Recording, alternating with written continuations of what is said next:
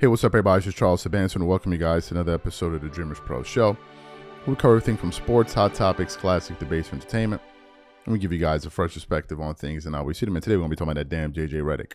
But before we get into it, please make sure you like the video and sub to the channel. So it seems like JJ Redick is finally getting his time under the sun, right? JJ found a way to escape through the entire NBA season and not get criticized. I remember going back and forth with Gilbert Arenas. Man, call out JJ. Call out JJ. Nah, man, I'm not calling him out. Call out JJ. I'm not going to call him out. You know, Darvin Ham did it. I'm like, call out JJ. Oh, man, I'm not going to call him. I'm not going to call. Well, looks like it's time to call him out, right? Because the undisputable fact is Darvin Ham's first year compared to JJ Redick's first year was a greater success. There is there's no argument about it. First of all, Darvin Ham won that useless-ass in-season tournament cup. Something that a lot of Laker fans and LeBron fans were celebrating. Hell, they even hung a banner. Think about the embarrassment that was.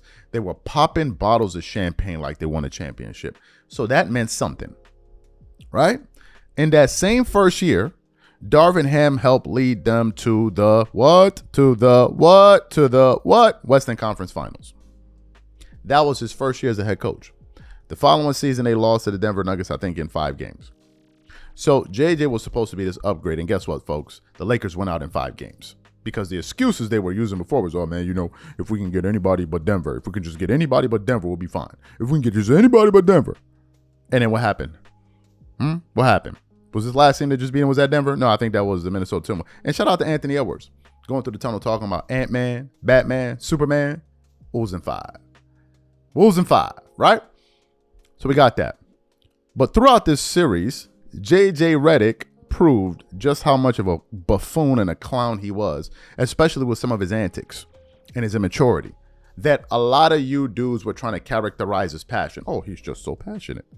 I mean, look, he's having a breakdown on the sideline. He's just so passionate. He just broke a clipboard. Man, he's really into this, right?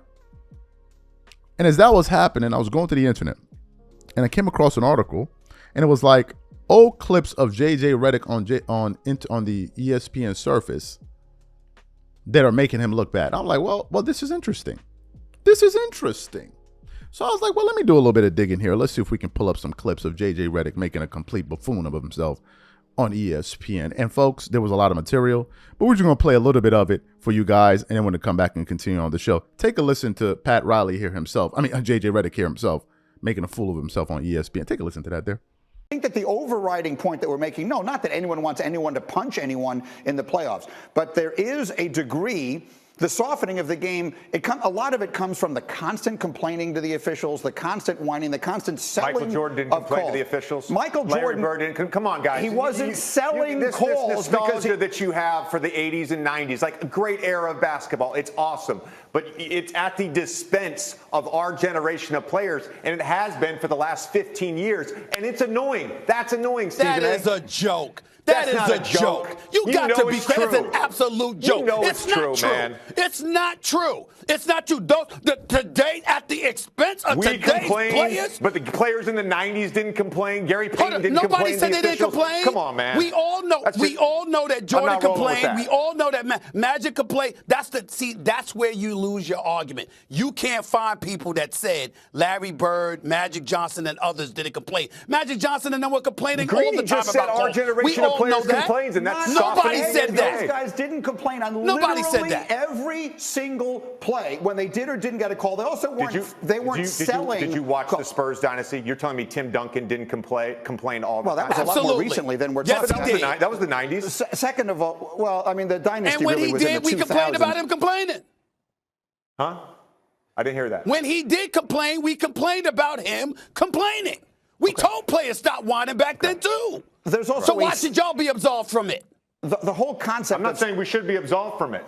I'm saying the standard that you guys have set, this nostalgic standard that you've set for players in the 80s and 90s, and then comparing us to it all the time, like we are a substandard to that, it gets annoying.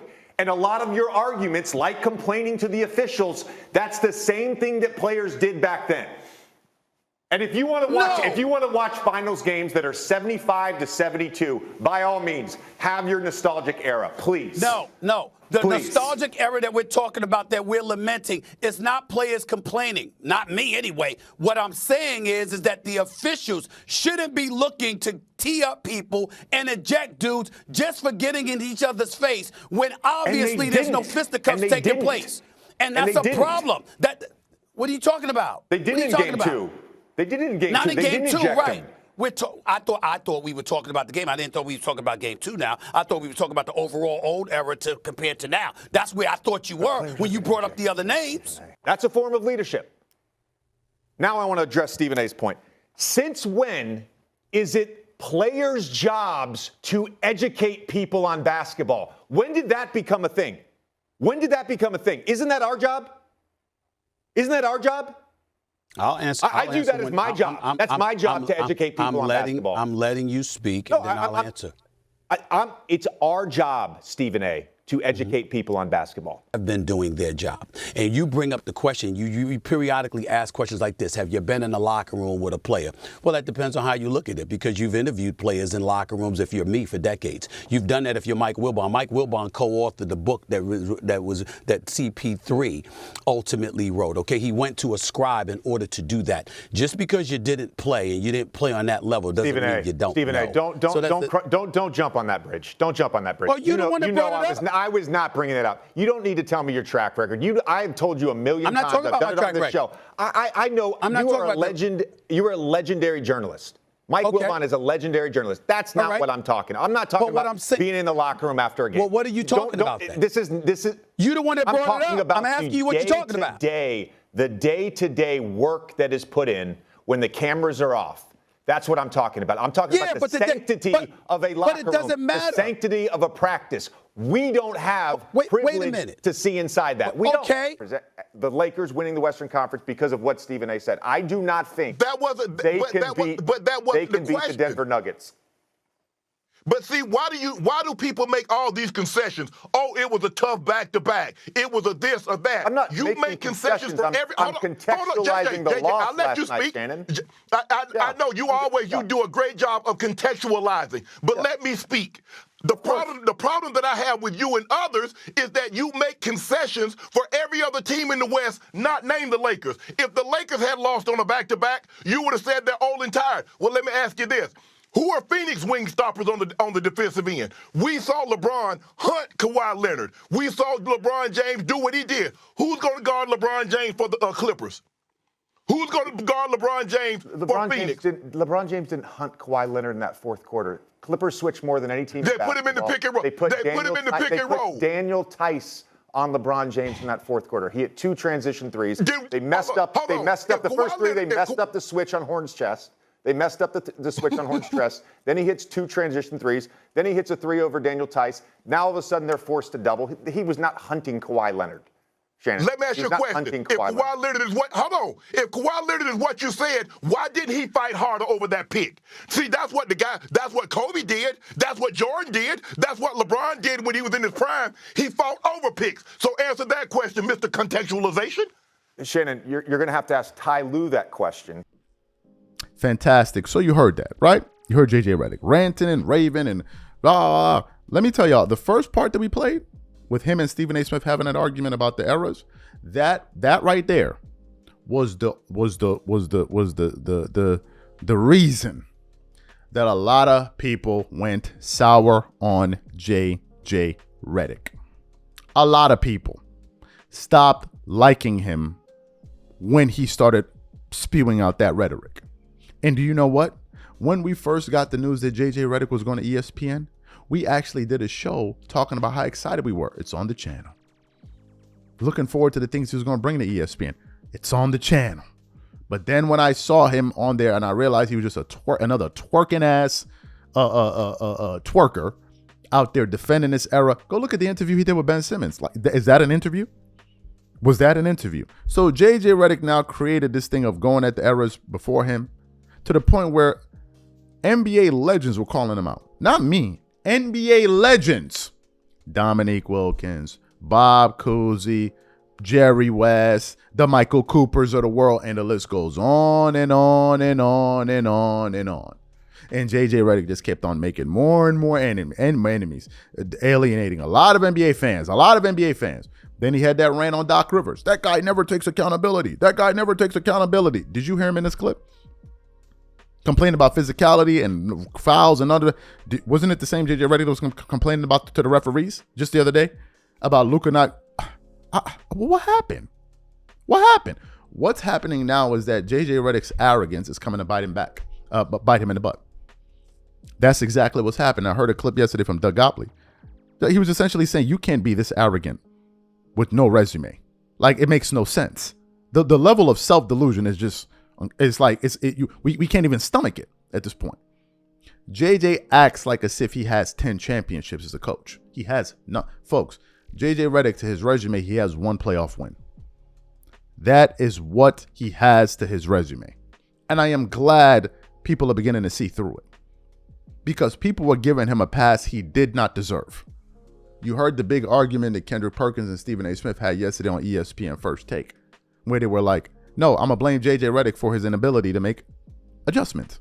I was watching that Clippers game yesterday against the Denver Nuggets, and I'm looking at Ty Lue pull different levers, try different things. He had none, pulled him out, brought in Nick Batum, then brought out this guy, brought out that, trying different things, making adjustments, in-game adjustments, playing chess. And I almost wanted to put a post on the channel community board like, JJ, take notes. This is how you actually make adjustments in a playoff game. That's what I wanted to do. And when coaches like Ty Lue and all of them lose, they don't get defensive and become rude with the reporters for asking them questions. JJ does. And Ty Lue has a championship. JJ Redick has nothing except a lot of hair gel. Right? So to me, it feels very good. This is what happens when you make a buffoon out of yourself. And I think every bit of smoke that JJ Redick got coming his way, he deserves it. And I think we should not take him seriously until he proves himself. Folks, you cannot talk your way to a championship. Sports is a result-based industry. It's either you have them or you don't. And a lot of people were covering for JJ like as if he did. A lot of people were like, no, give him the grace, man. Give him the grace. And I'm like, but I never saw you dudes with Darvin Ham. Why all of a sudden you want to give JJ Redick? But I know why. I've already said one of the reasons why. But the other reason is because that's LeBron's guy. So I don't want to go against LeBron. So I'm going to support. I said it in another show and I'm going to say it again. If LeBron did Mind the Game podcast alongside an orangutan, and we found out that the orangutan was going to be interviewing for the Lakers job, LeBron fans and his supporters and his friends, man, I think this orangutan could do something special. I really think he could do something special. I mean, we just got to give him a shot. I mean, he looks like he brushes his teeth. I mean, this orangutan may know what he's doing. This is the cult. This is the cult. But because Darvin Ham, he didn't like him, and there was a green light on Darvin Ham. A green light on him. But it's now time for JJ Redick to get the roast. You have been summoned down to the carpet. Come get this work. Did you hear JJ in them clips? Did you hear him? Did you hear him? Did you hear him? And you wonder why so many people don't like him. You wonder why. All of that hollering and screaming, going at Doc Rivers, saying all of this stuff about Doc Rivers, about accountability. Look where that got you. And I don't feel sorry for him. It's about damn time. Son went through an entire NBA season without getting criticized. So now it ain't harsh. This is just a backlog. They need to catch up to all of those months that they let him go by. These are my thoughts. Whatever you guys think, please leave your thoughts and comments in the comment section. We catch you on the next show and I'm out. Peace.